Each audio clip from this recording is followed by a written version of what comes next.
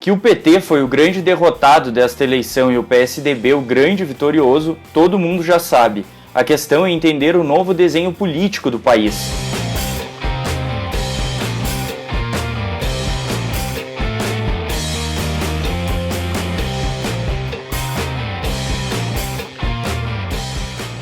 O Partido dos Trabalhadores caiu de 630 prefeituras em 2012 para 256, parcialmente, porque ainda tem o segundo turno. Em população, em 2012, as prefeituras do PT somavam pouco mais de 11 milhões, agora são 3. Esses números podem não dizer muito. Para tentar fazer esse desenho um pouquinho melhor, eu peguei o resultado nas capitais e somei com o resultado nas duas cidades mais populosas de cada estado. Isso dá uma configuração um pouco mais nítida do que está acontecendo no país. O PSDB, que tinha aumentado o número de prefeituras nessa análise, teve um melhor desempenho. Foram conquistadas 9 entre as 78 cidades. Os tucanos ganharam também o maior colégio eleitoral do país, São Paulo. O PSDB ainda está no segundo turno em outras 12 dessas cidades, fazendo um exercício de futurologia. Se, por exemplo, ele ganhasse em todas as disputas, o mapa político ficaria assim. A cor mais fraca é para as disputas no segundo turno e a forte onde já acabou. Dá para ver que a legenda está bem em todas as regiões do país, inclusive no Nordeste, onde a direita não se saía tão bem.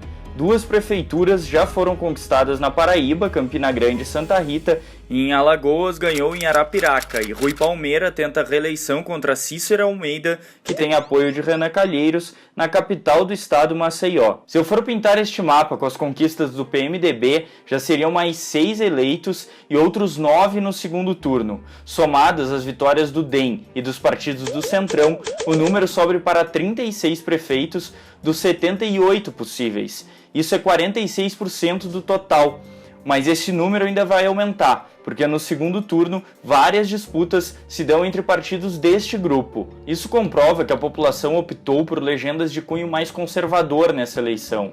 Então a pergunta que fica é: onde foi parar a esquerda? Qual o tamanho dela hoje? Essa é uma pergunta difícil de responder, porque antes a gente tem que definir o que é esquerda. Para tentar fazer essa definição, eu peguei aqueles partidos que têm um escopo de esquerda e centro-esquerda, pensando em alguns alinhamentos nacionais. No primeiro turno, seriam apenas 5 prefeituras conquistadas entre as 78. Em disputa, no segundo turno, são 16. Para ficar mais fácil de entender, se o Brasil fosse esse retângulo, a esquerda teria esse tamanho, que é quase o tamanho que o PSDB conquistou sozinho. Se eu colocar o PMDB na régua, já dobra o tamanho da direita. Se eu somar os outros, bom, daí nem se fala. Isso ocorre por vários motivos. Eu já disse em mais de um programa que em tempos de crise política e econômica, a balança entre direita e esquerda pesa mais para um dos lados. Também não podemos esquecer tudo o que aconteceu com o principal partido do campo de esquerda no Brasil, o PT. Os outros partidos de esquerda também não conseguiram capitalizar o desgaste do PT, mas às vezes isso não é só culpa deles. O PSOL, por exemplo, principal alternativa da esquerda, tem pouco tempo na propaganda eleitoral gratuita e com poucos deputados não tem nem a presença em debates garantida.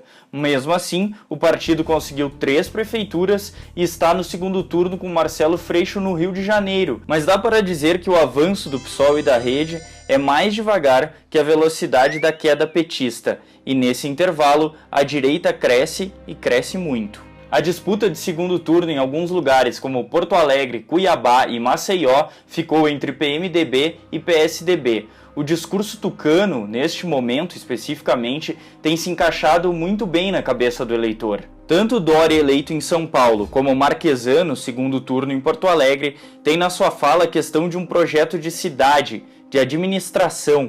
É preciso deixar os partidos de lado.